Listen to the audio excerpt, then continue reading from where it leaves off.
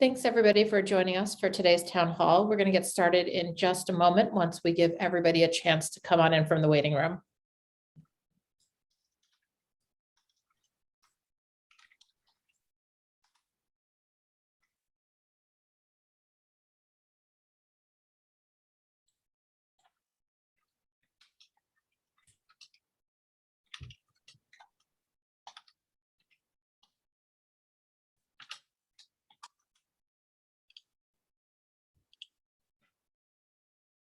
All right, Nick, do you want to go ahead and get things started today?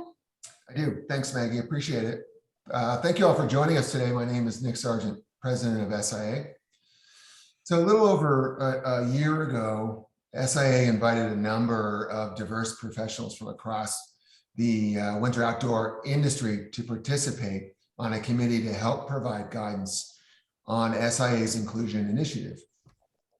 I'm grateful for the time and energy that they have committed to help move this industry forward. And this is really, a show and sign of the pivotal work that has been in creating our inclusion statement. And really, what we're looking for and what the intention is a challenge to the entire winter industry, winter outdoor industry, to better do better, because our future depends on it. So today we have a great lineup to talk about SIA's newly launched inclusion statement, which you'll hear about shortly. We all have an obligation to create a more welcoming and inclusive winter outdoor community, but there's also a strong business imperative as well. So the question is, how do we move forward holistically and with authenticity and intentionality? Today, we have several members of our inclusion committee to discuss the purpose of SIA's inclusion statement, why it's needed, and the future they see for the winter outdoor community. So let's get moving here. And as a start, I want to introduce the town hall panelists. So special thanks to our moderator and my friend, Dr. Davis, from Inclusion on the Slopes, who we've worked with extensively throughout the last year. She's also joining us on a panel in the past and has graciously agreed to come back and host this conversation. So with that, I'm pleased to welcome Danica Carey, Seirus Innovative Accessories, Wendy Carey from Seirus Innovative Accessories as well, Dani Reyes-Acosta, Nomad Creative, and Eric Tung from Ferastyle. So this town hall will be a conversation between our panelists. We encourage you to submit questions using the Q&A panel, Q&A tool at the bottom of your screen. And we'll try to get answers to all those as time permits. So with that, Dr. Davis, I'm going to turn it over to you, and have a great panel. Thank you so much, Nick, for that warm introduction. So excited to engage in this conversation with everyone, because it's so important for us to continue on our inclusive journey. And once again, we're wanting to engage the winter outdoor community to continue on that journey. So we want to start off because we know there's a lot of statements that have been going out centered around DEI. And I think what's so important when it came to bringing this group together is that we all have such varied lived experiences that contribute to our overall experience in the winter outdoor community. But I want to go ahead and just start with the premise of what makes this statement, this inclusion statement, different from compared to others. And Eric, I want to go ahead and start with you on that one. Sure. Thank you, Dr. Davis. I think in crafting this message, the Inclusion Committee really wanted to tap into the mindset of our industry. We're talking to suppliers, retailers, resorts, and we really wanted to find the common ground that we all shared in our industry.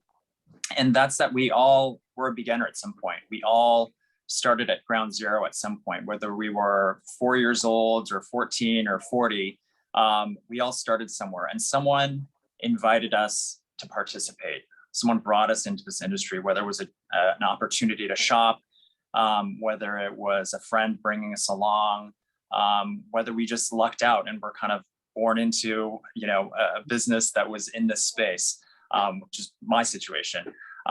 So we really wanted to kind of tap into that common experience that we've all had at being a beginner in this industry. And to think about how we all got here, whether you're talking about your skills out on the slopes or your skills within the organization that you work in. It's been all about progression and learning and having an open mind. And so in crafting this statement, we really wanted to, of course, address, the broader issue of creating a diverse and inclusive community of snow sports, but also tap into the mindset so that we can all kind of ground ourselves in, hey, we've all been there. We've all been new. We've all been at some point outside of this industry, and now we're inside. And what can we do to basically, replicate that by bringing in new people into the industry? How can we lift as we rise in our industry? That's awesome. I love that you mentioned that, Eric, because it's so important for us to understand that we all began something at one point in time. And, and when we're able to tap into that adventure mindset and that and see that it's transferable to that inclusion mindset, inclusion is just another adventure, which is just as exhilarating. So, Dani, I want to get your perspective on what do you think differentiates this statement from your point of view, being an athlete? Absolutely. Well, thank you, Dr. Davis and Eric. What a wonderful kickoff. I mean, I think, in my journey as certainly an athlete, but also as a strategist and a small business owner, we did all start somewhere. I had the good fortune of starting to learn to ski when I was 2, and look at me now. But fundamentally, at the end of the day, when I think about like what makes this statement different, it's not just, I think, trying to set the stage, but thinking about how do we steward our community, whether it's our businesses or our individual mountain communities or our marketing, right? All of the most wonderful thing that I found in all of these different spaces as a person that loves snow sports is stewardship, right? And thinking about how do we consciously move forward and create space for others. And I think that's certainly been one of the most enriching parts of working with all of you in these past few months. And,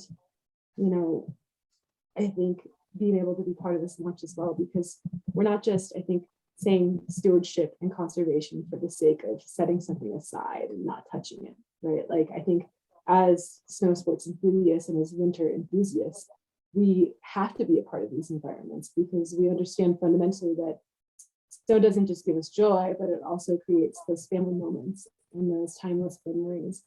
And fundamentally, eventually turns into the water that feeds the crops that we eat. I mean, full disclosure, I work with cows, so I talk a lot about the cyclical nature of snow and water.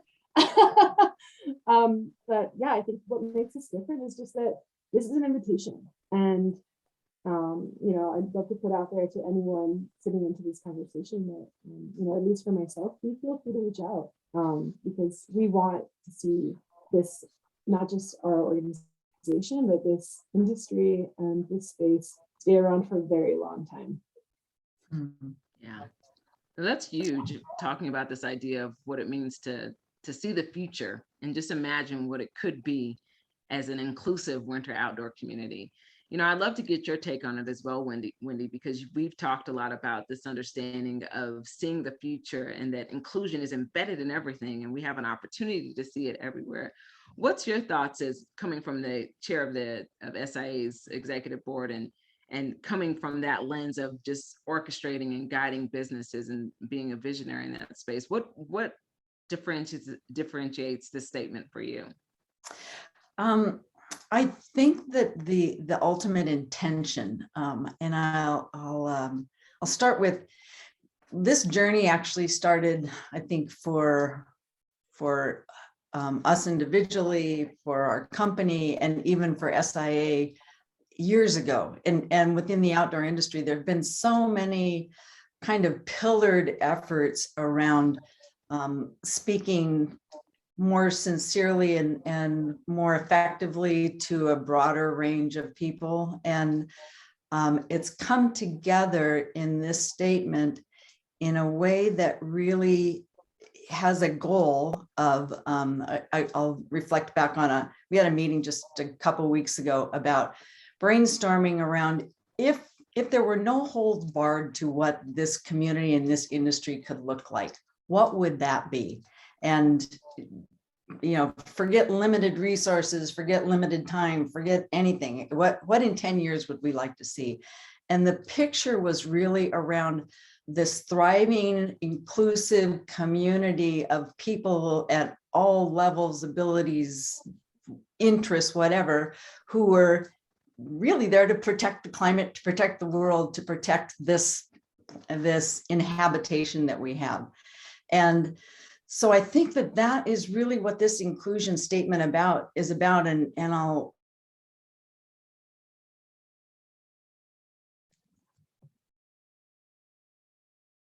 Okay, I think we may have a bit of technical difficulties.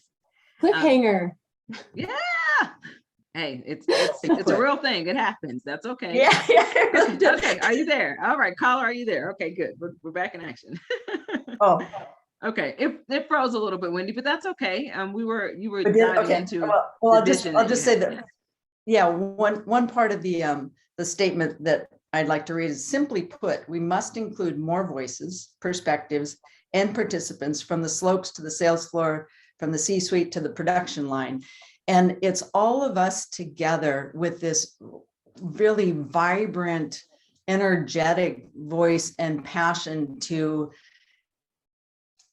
encourage and protect each other and protect our environment. And that, in the end, like Dani said, if we don't protect our environment, not only are we not going to be able to enjoy the winter outdoors, but we may not be around on this planet. So if we can all come together arm in arm, facing the same direction with the same ultimate goal of supporting each other and supporting the environment in a very intentional and passionate way, with all the characteristics that Eric pointed out we came to this industry with. We are energetic, we are courageous, we are willing to step out beyond what might seem like our natural boundaries. And I think that's what this inclusion statement and what SIA is hoping to, or really endeavoring to support in everybody, is just take a chance, reach into yourselves and reach out to someone else. And in doing that, I think you're going to become more connected to yourself. You're going to be more connected to others and more connected to the environment. Yeah, that's awesome, Wendy. Yeah, you actually stated my favorite statement. I mean, don't get me wrong, the inclusion statement is wonderful. I love it. But that particular segment is my favorite component, because it helps us understand that we can create a system of inclusion. Like, we can actually embark on a system within ourselves that actually exudes out to the external environment as well. And, on this journey, it's an opportunity. Like, there's so much enrichment that you receive from being more inclusive. And Danica, I want to get your perspective, because I know you've been a part of the industry for your life. So, I want you to kind of bring us along your journey, and where do you see the system of inclusion partaking in for the future, since you've seen it since its origin, since you've been around the industry for a very long time?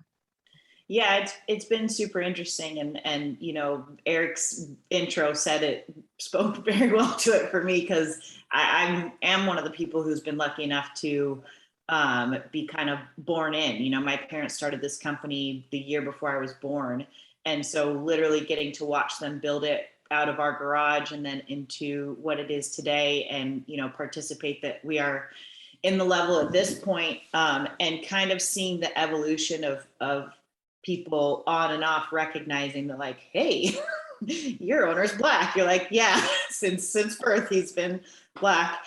And it's been really interesting, like, seeing the ebb and flow of interest in that, seeing how different people respond to us in different places. And one of the reasons that my dad created what he created, and what he and my mom have worked so hard to build and running the company, is an environment. How he states it is an environment where a collaborative being can thrive.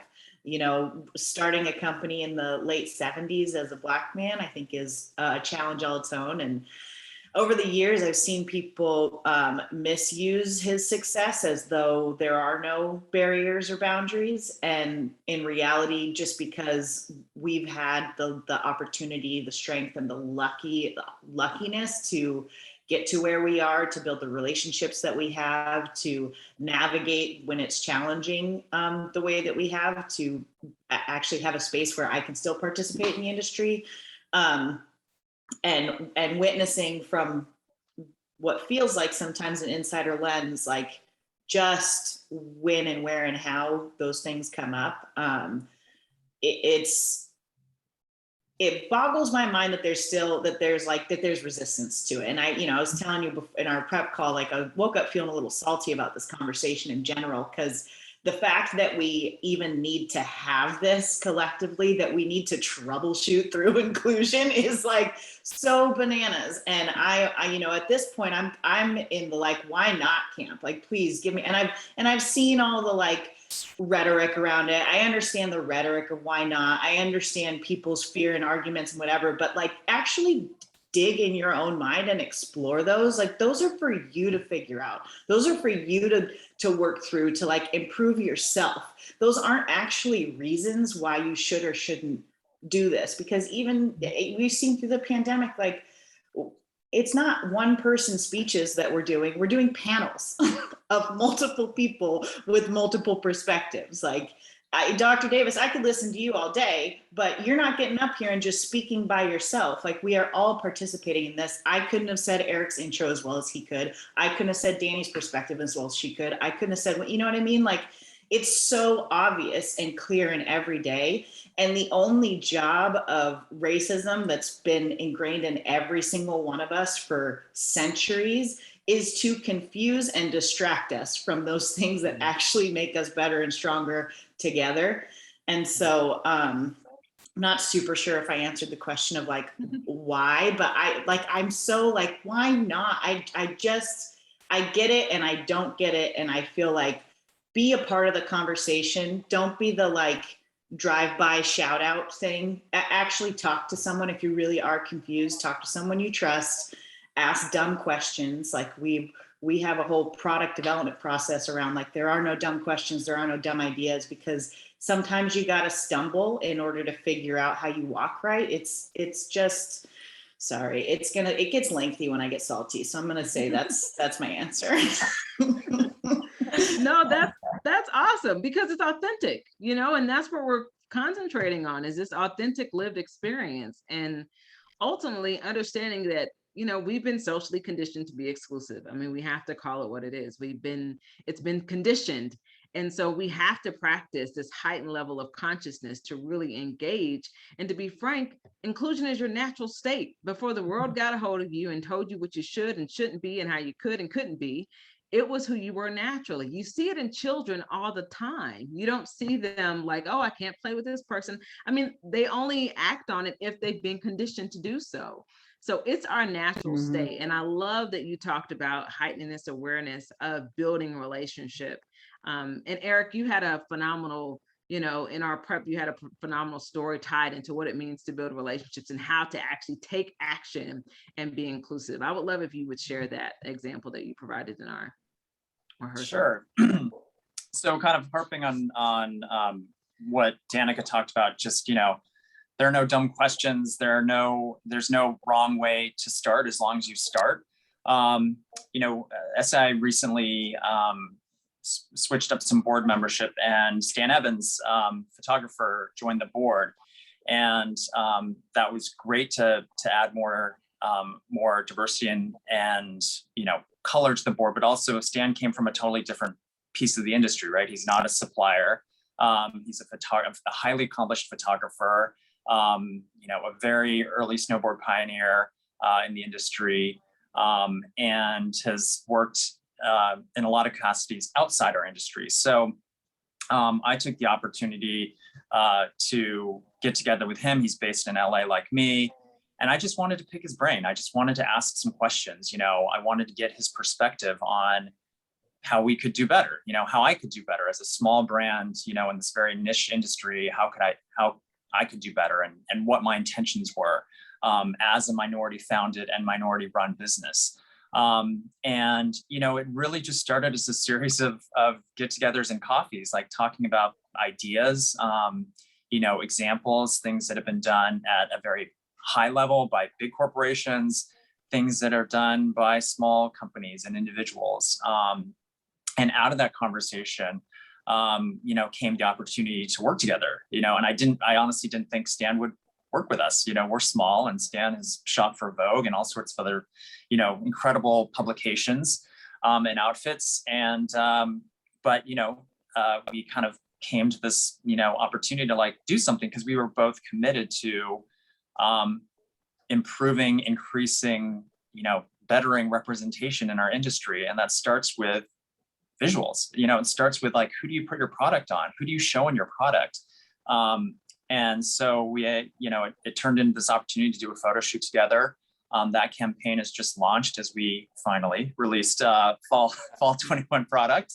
And it's been fantastic. It's been an incredible learning experience. I mean, I'm thrilled with the content we got out of it, but I'm also really enriched by the experience of the conversation, you know, and the questioning, and, you know, frankly, even my own willingness to be like, so what was your journey like? Because, you know, Danica and I, like, I got lucky, you know, I got lucky in that I grew up around this industry. My mom ended up founding the business when I was 5 years old. And so I was lucky enough to be kind of automatically in this path. You know, our sales rep lived in Mammoth. He taught my sister and I how to ski, you know, but when I went, you know, upon reflecting back, like, okay, who of my friends skied when I was growing up? There weren't that many other Asians, and there were no Black or brown kids in my school who skied, you know?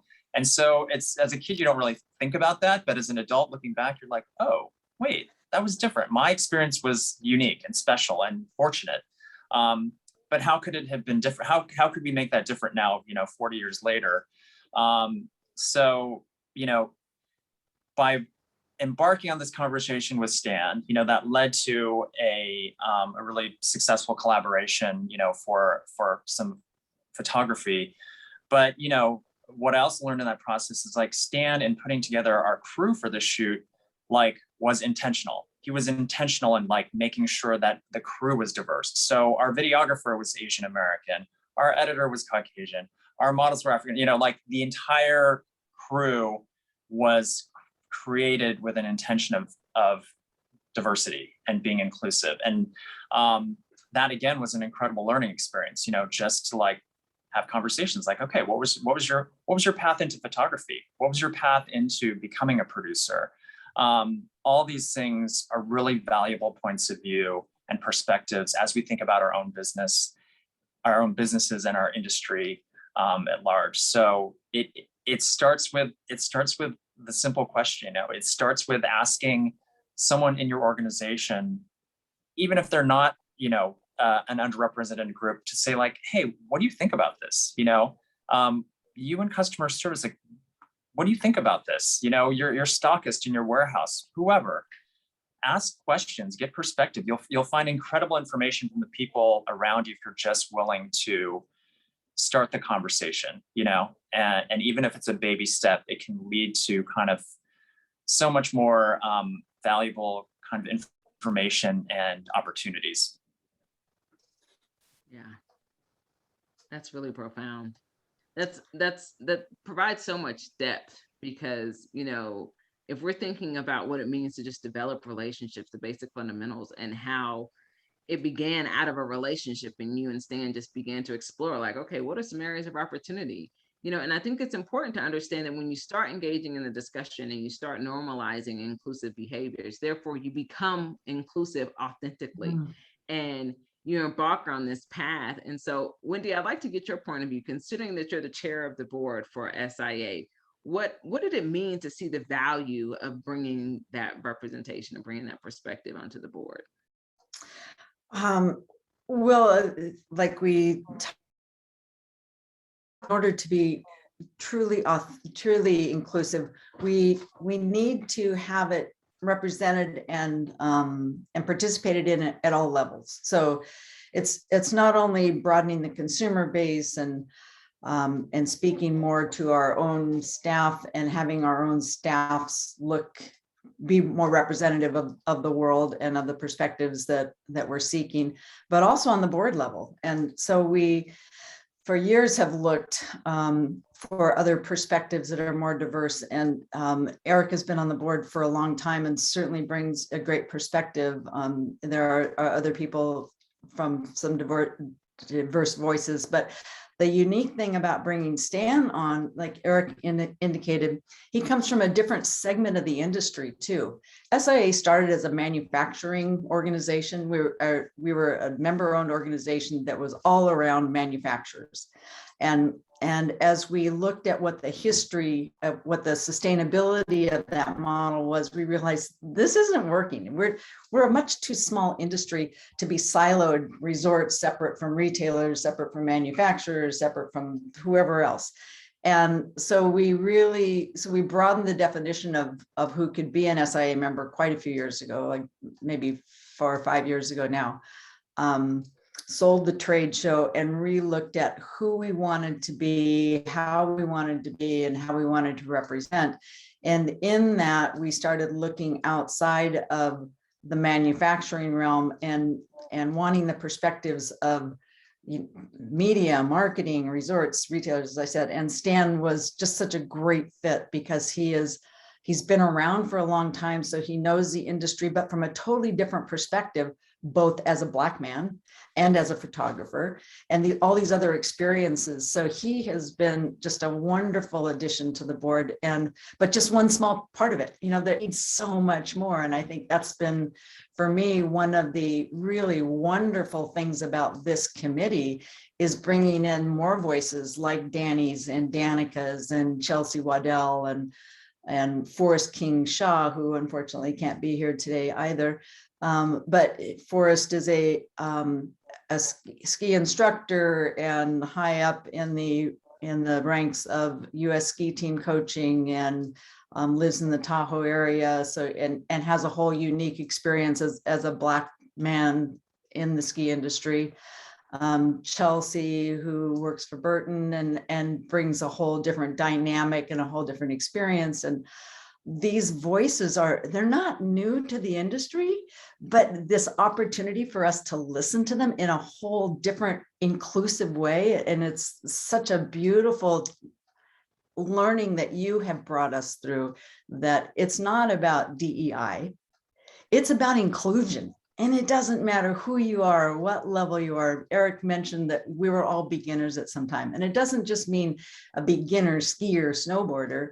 It means a beginner at a whole new experience at whatever level you're coming into the industry at, sea level, warehouse level, consumer, right? It's just this,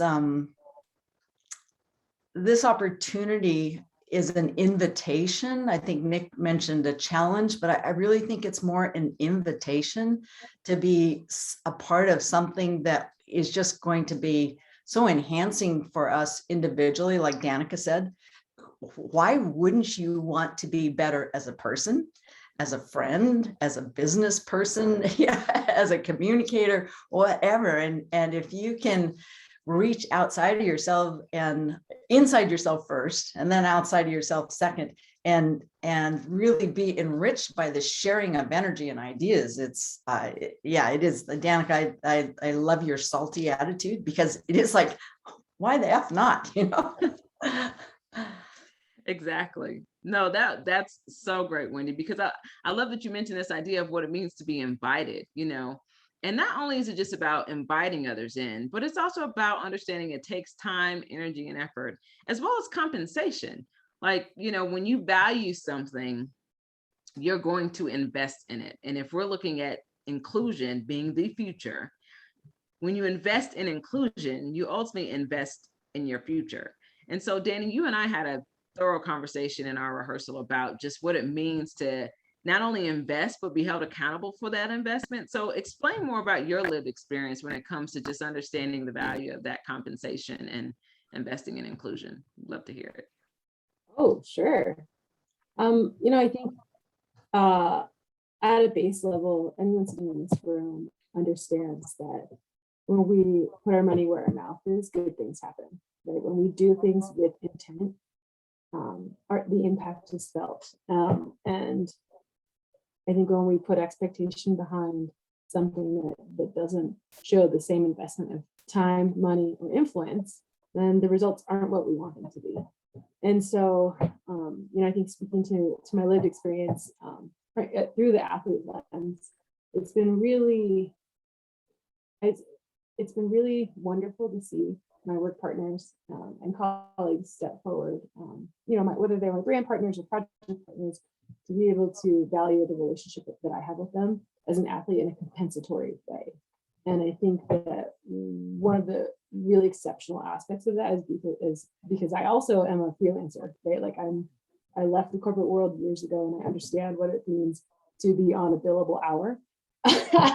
And so, as a person that doesn't come from, I don't have a trust fund, and I don't have the ability to just take time and doing work that isn't compensated for, when I do have project partners that appreciate that billable hour, or appreciate the effort that I put in through creating content on social media, or driving content through my different channels, like a newsletter or a website or a blog post, and bring a more, like, I don't say more professional, but a professional lens to the athlete world, because fundamentally influencer marketing is marketing. It creates more reciprocity. And as a person that loves the idea of reciprocity in everything we do, right, whether that's backcountry skiing or work and personal relationships, I think when we look at things in compensatory fashion, that it really helps double down on the things you say we want to do, right? And I do the same thing with the freelancers that work with me. And it's been really wonderful to see how people step forward to go above and beyond when we do something besides offer them just free gear or stickers or what have you. Yeah, most definitely, because it equates to what you value. So, and it feels good to be valued. I mean, when you think about inclusion, we all want to know that we matter. We all want to know that we belong. And that compensation is a major part of it. So what I loved about our inclusion committee meetings, as well as that we also talked a lot about qualitative, which is a lived experience, but we talked about the quantitative too. We got into the numbers and looking at where the numbers are trending. And, if we're looking at the current census data, that under 18 is now a minority majority. So initially it was 53.5%, but now it's dropped down to that 47.3%. And even if we're looking at the multicultural shift that's happening, I mean, the most dominant group right now, of course, is non-Hispanic white, which is at 61%. But the group right up under them is the second, which is the multiracial group. So what I love about the census data is that they actually open-ended the questions to ensure that they were actually allowing people to self-identify. And that self-identification, little do they know, opened up a whole can of worms, because it helped us realize that we are more diverse than we could ever imagine, and we're more multiracial than anything else. And so, Danica, I would love to have your experience on that, being multiracial, and how we talked about, what it means to have that lens expanded.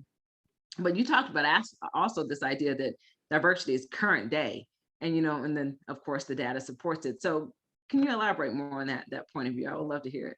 Yes, and I am a total math nerd, so I actually can't wait to dig into 2020 census more, because all the numbers in my head are still from 2016. So thank you for kind of reading those out. But yeah, I mean, this kind of goes back into the why not. And Mom, you added the F. I didn't say why the F not, you did. But factual, right? It's already here, it's already done. And like, even if you address, so I'm mixed, right? So I'm, depending on the time of year, I can be very light skinned or very dark skinned. And if you've got questions about what that experience is like, I suggest you look up Dr. Joseph Westbrook, because what has been illuminated to me, even more than people that are obviously of color at every moment of the day and every time of the year, some of the messed up things that people say when they think it's only white people in the room. And I've used that at times to expose myself to a certain level of reality that in order to know more, to combat more. And I used to take a lot of pride in the gotcha moment, like, ha, not everyone here is white. Also puts me in some dangerous situations. So I try not to do that so much. But I mean, the point is, if you are still of that thinking and are still closeting yourself in a way of like only isolating yourself around people that think like that, you are getting left behind. And I don't understand why these opportunities to reach out or learn more that are being handed to you, if you don't take them, that is on you. That is your problem. You are being left behind. And if you're dealing with someone that is pulling you down, trying to get you into that, like at some point you got to cut the string and say, here's all the information when you're ready to get there, but this train is moving. This is where we are. And there's so many parts of even the conversation around what we're doing and why we're doing it and how we're doing it that should make things more obvious to that like confused part of the conversation. I mean, when you're talking about minorities, you're not talking about the portion of the country that's Irish American or Italian American. It's only the brown nationalities that we're talking about. That's it. And so that doesn't illuminate to your mind that there's like, oh, maybe there's a racial element to this. Like however you want to paint it, however you want to segment and look at it, even the 61% that is still non-Hispanic white, right? That includes men and women. And we're not segmenting out who in that equation of white men and women are LGBTQIA. So it's like the idea that we've all been conditioned that especially in this industry, that our customer is this one specific type. Like that is where I see so much of the mindset in our industry go wrong, because like, oh, well, there's this one type that we have to cater to. And you're like, how much of that type really is there?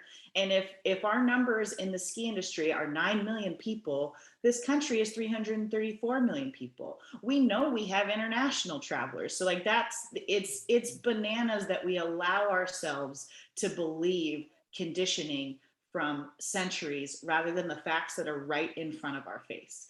And so I really like that the cold hard facts are finally here. They're still being captured in an interesting way that should also tell us what's going on. But yeah, I'm a math nerd. I like data, but there is also data interpretation. There's data integrity and there's data interpretation. So just taking one little small measure of data and then turning it into wherever you link that thought is not complete. You've got to keep talking. You got to keep going. You got to keep questioning what you're looking at. Why are you looking at that? Why was that question on the survey and not this question? Like what else is out there? Just, we're supposed to be adventurers, like explore it, explore the data, explore the facts, explore the conversation. I love that you mentioned this idea of understanding that we're supposed to be adventurers and just what it means to explore. So, you know, as we've been talking through our committee meetings, we've talked about this understanding, and also what's depicted in the inclusion statement is how you can take your adventure mindset and use it for inclusion. And so I'm gonna go around the horn a bit because I want to get everyone's insight. Like, how do you take the adventure mindset and leverage it for inclusion? I'll go ahead and start with you, Dani. What are your thoughts around that? Oh, did you know the first word that comes to mind is woof. Where do we start? You know, I think when, you know, whether we're talking about skiing or hiking or, you know, a day at the park or, you know, a big day in the mountains, to me, the adventure mindset is, well, you could say starting a day without a cup of coffee, or or you could just say, you know, it's going into a space where you might not know all of what lies ahead, right? Like there are going to be different factors that you have to take into account, and a lot of those are going to be unknown, right? Like you can read the map, you can understand the destination, but the only thing that you can control are the decisions you make along that journey, right? every single individual choice is what adds up to, you know, an avalanche speak, whether you live or die. Or, but in an inclusion from an inclusion standpoint, every single decision you make on that journey is going to reflect on how you show up. I'd say that not to put too much import upon every single decision, but I think it's like we have to keep moving forward, you know, step by step, because if we want to get to a destination, that journey really is going to be the thing that makes our day, our proverbial day, wonderful, right? Or maybe not so wonderful. And it's the partners that we have along the journey with us that make that adventure truly enriching and truly fun. Because while it is totally possible to go skiing a day by yourself, like the things that I remember are the most enriching days I have are the ones with good friends that support me when I'm slipping backwards in a skin track, or break a binding, or, you know, bring some extra snacks, right? I mean, all those different things along the way that happen. So yeah, to me, I think the adventure mindset is just thinking about embracing a little bit of the unknown and thinking about who are we bringing along with us on this journey to make that adventure enriching or help us stand up when we fall. Yeah, that's amazing.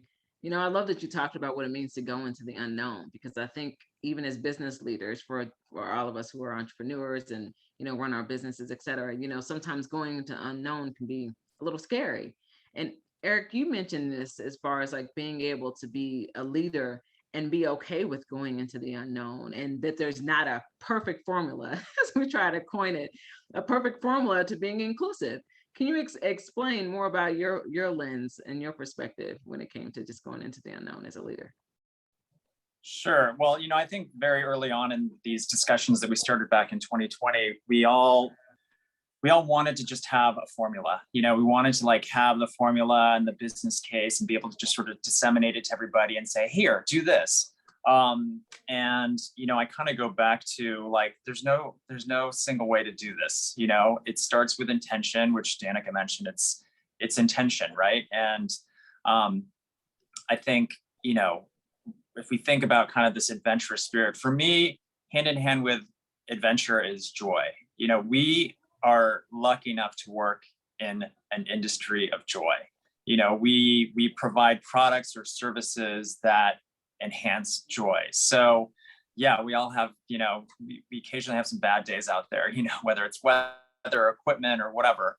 But ultimately, this is a really joyful sport that we're in. You know, these are joyful activities, and I think we want to, you know, we should all want to share that joy. You know, at the most fundamental level, we just want to share that joy. So whether you do it by, you know, if you're a big business and you're able to sponsor some sort of outreach program that can get more people, you know, to have a great, you know, first time on the mountain, or whether you're a small business that just, you know, tweaks your outreach, tweaks your marketing to say like, hey, you know, have you thought about this? Hey, you know, I could present my product in a different way. But at the end of the day, like, I want to communicate joy, right? I want to communicate through our brand marketing, through our consumer outreach, like, there's joy to be had here. You know, whether you're on the soaps or you're having, you know, hot toddy, there's a lot of happiness in this sport and this activity. And I think, you know, we should all want to share that, you know, and I think if you start with that intention, and you root yourself in, you know, again, going back to like, what brought us here? Why are we still working in this industry? Why don't I bottle a little bit of that up and spread it? However I know how to, or however I can learn how to. You're going to make progress. You know, it's not necessarily about hitting like, I need to hit this hiring milestone. I need to hit this number milestone. It will happen naturally if you have the intention, you know, and if people are still looking for the business case, I mean, Danica, you know, math nerd spoke to it. I mean, our country is on the edge of 40% non-white, you know, and this industry is very far from reflecting that in terms of its participation and its composition, both on the kind of business side as well as the consumer side. So we run the risk of obsoleting ourselves if we are not moving in that direction. So, there's your business case too. I mean, the numbers will tell you that. But I think, we also have a moral imperative and a moral responsibility to, also just commit to sharing this joy and this adventure with more people. However we do it, just start with the right intention. Yeah, most definitely. That intention is huge, because it almost you kind of create your North Star with that, with declaring your intention. It gives you a vision. And as you mentioned, on the journey, you'll be able to have those small wins that you can celebrate on that path, and what I love about having an adventure mindset and how it correlates to inclusion is that it's never ending. That's the fun part. It's like, I don't want to be done, because then I think I'm dead. So I want to keep going on this adventure.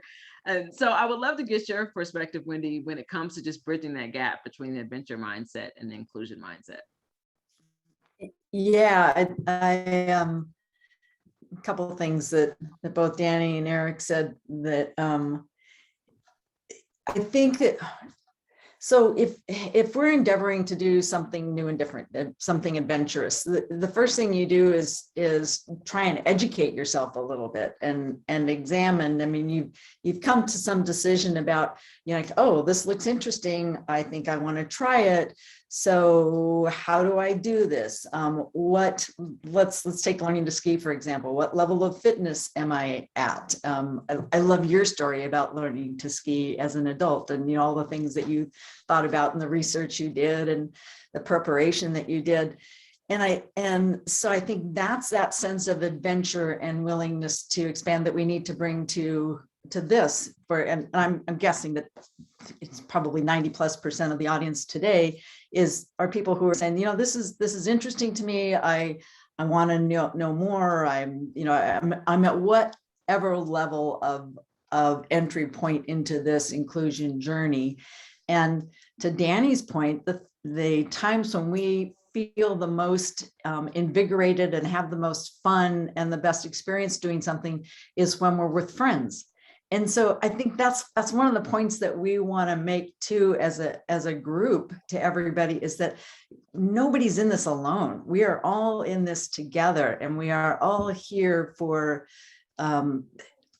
your support and to feel supported too. And questions, and I don't understand this. I don't understand some of the verbology that goes along with being more inclusive. I don't understand where to find staff that looks more inclusive. I don't know how to talk to my own staff and how to create this conversation with my own staff. And I thought, Eric, you made such a great point about a lot of times we don't even look in our own companies, and they may not look diverse, but the diversity of thoughts and ideas and experiences is still so rich. And I think it's one of the things that we've experienced in our company. Our company is racially very diverse already. I mean, not only is our president CEO Black, but we have a lot of different ethnicities within our own 60+ person workforce. We're in Southern California, which is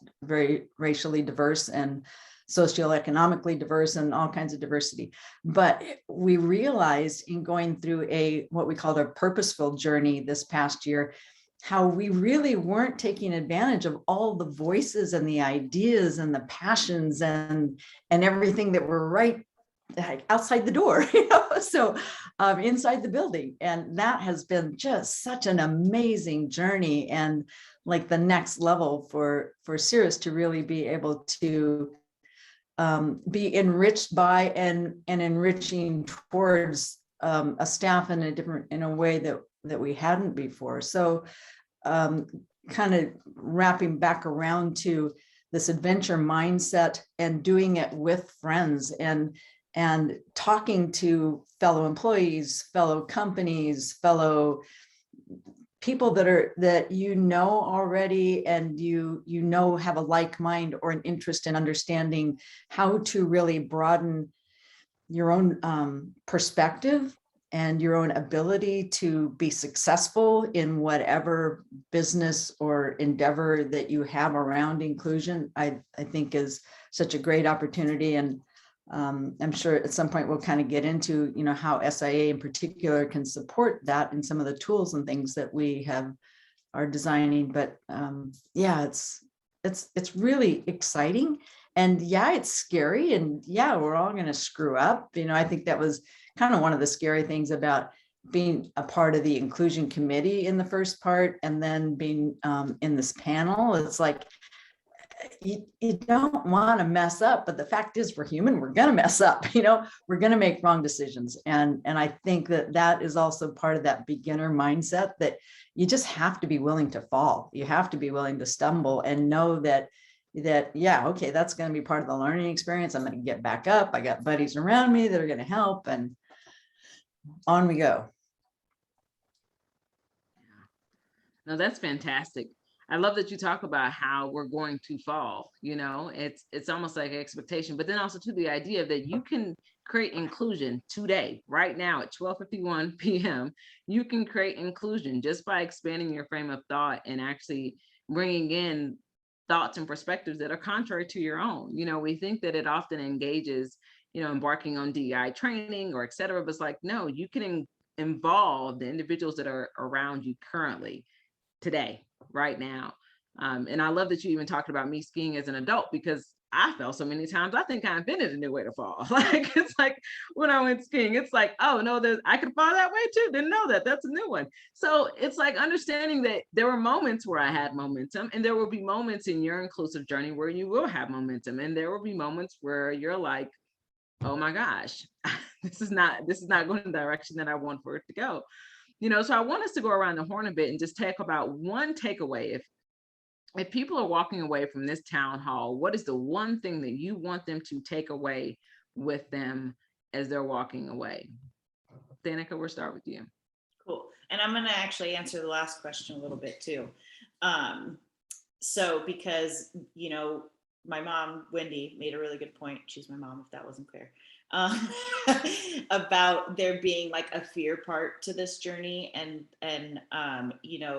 she and I approach life a little differently like this. I'm working on feelings, and so I'll try to repeat this throughout, that approaching with caution and absolutely approaching with empathy is wildly important, right? Don't just run up to the next person of color you see and be like, what does inclusion mean? Like they might not be interested in that conversation or want to talk about you or whatever. Like this isn't just like a total free for all. Like empathy and caution are important, but so much of what I hear in the resistance is so fear-based, and to me that's just so counterintuitive to what most of our industry is part of, like what we're about, what I believed that we were about when I was growing up in it. And it's interesting having watched some, bringing beginners in over the course of my life, or having people that, could afford it, but were like, that's not for me. And actually, I'm going to take your black card for even thinking it's for me. And I'm like, I'm going to come back to you. But, this idea, like it is a soft skill, but this idea that it's like this, like mushy, gooey, like, we just need to like hug everyone thing is not what it is for me. For me, it's like, buck up, get a grip and be a human. Like this is just doing things, like do it. There's so much fear around like the exploration. And I'm like, isn't that what we're all about? Like some people are planners, but there's also people that are just like to be prepared and go see what happens. And I think, I'm more of that exploration, hope that I have enough tools in my toolkit, in my own skill set, or know what to bring with me next time. And, on the journey to be prepared for what comes. And so it's like you've already said multiple times, Dr. Davis, it's like that exploration mindset, that adventure mindset, like show up, tell the truth, and be ready to learn something. I think our industry has such an issue with cool and like looking like an expert that we're afraid to look like a beginner. We're afraid to look like we're going to fail. And there's so much more joy, like Eric said, and Dani really brings the joy, right? There's so much more joy in like letting go of that stiffness of like, I have to be already perfect when I come to the table. Like, you're not going to be, I'm not, my mom's not, none of us are perfect about it. I make a ton of mistakes. you know, I've got my perspective, but I don't have everyone's perspective. And so I think my one takeaway would be, you just got to start. And even if it's not asking a person, there's so many resources. I mean, watch movies. Dani's Outlier film is coming out soon. Mountain Revelations just released that does a really good perspective on this. Full Circle Everest is coming up in a year. There's so many others, I'm sure, that I'm not even noticing. Watch the film on Slim Pickens Outfitters. You want resources, go to Joy Trip Project's website. Together Outdoors is also putting together a whole list. Like the SIA has lists of resources. There's so many ways to just like take one little bitty step and then just go for it. So yeah, I'd say just do anything that's one step forward. Representation of materials was a thing. I think people have been doing that already. That's not the start and the finish. That's the start. That's a door. That's an entry point, and it's wide open for exploration still. Got it. Just do it. That's it. As simplistic as Nike has stated, just do it. Any other thoughts around what a key takeaway? Dani, I'll go ahead and start with you, and if we can keep it somewhat short, we've got 4-minute crunch. Yeah, That's okay. It's you good. got it. Well, I think we want to leave space for questions. If anyone has popped them into the Q&A, it looks like we have one there right now. So I'd say, just building on what Danica said, you know, to take our step, you know, think about who you're bringing along with you, right? If that person is, whether that's a trusted accomplice or someone you want to be an ally to, or maybe a new athlete or a new consultant. But I think, you know, when we're thinking about who we're bringing along the journey with us, right? Like, it's just like having a dinner party or planning a day on the mountain, right? Like, who are going to be our partners in that? And part of the intentionality means that we are holding ourselves accountable to what we want. So when Danica, as well as other people in this conversation, said, like, we have to be accountable, it means that we are being truthful with what we are asking for, that we know what we want, and we are being forthcoming with the ways in which we are articulating that information. So, for example, I want to run a marketing campaign. I would like to have several diverse applicants that would be in front of the camera as well as maybe behind the camera. This is how much I'm paying. This is the timeline. Really easy. So yeah, accountability, right? Like, in order to take the journey, you have to think about, like, what are we going to do along the way and how are we showing up? Pass it back to you, Dr. Davis. Hopefully that was fast enough. No, that was great. I mean, I think it's important for us to be intentional and, you know, to have that accountability and create some measurables behind that. Actually, the Q&A question was, what do we do with benchmarking and how do we set goals? Well, I think your goals may have to start small, you know, and Wendy, I think you talked about, like, having meetings that embed inclusion in the conversation and making that a part of it. So if we're thinking about goals and tactics, Wendy, what are some suggestions you may have as a takeaway?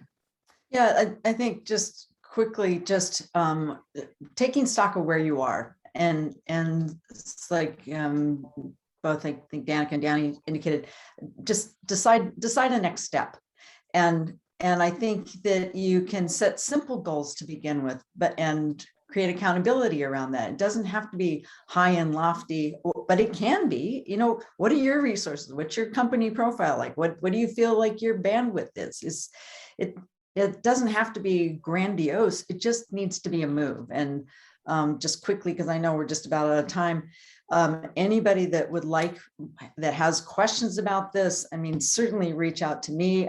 I would imagine anybody else on this panel is perfectly willing to be reached out to. Go to SIA's website, snowsports.org. There are tons of resources there. There is a monthly discussion meetup around inclusion. So that's a great place to come and ask questions and hear other ideas.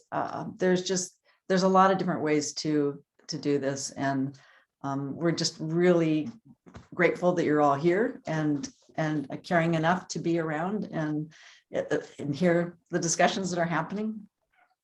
Yeah, that's awesome. Okay, Eric, close us out. Just a quick state based on the statement, on the inclusion statement.